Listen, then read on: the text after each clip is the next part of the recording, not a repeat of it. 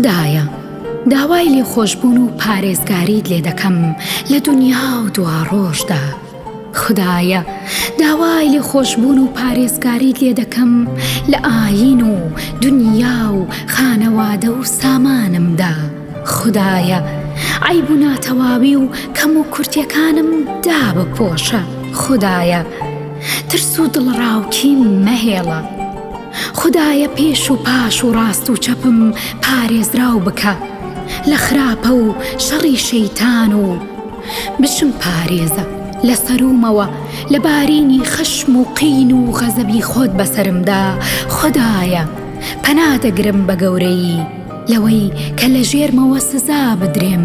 خدایە لە گوناهەکانم خۆش ببە.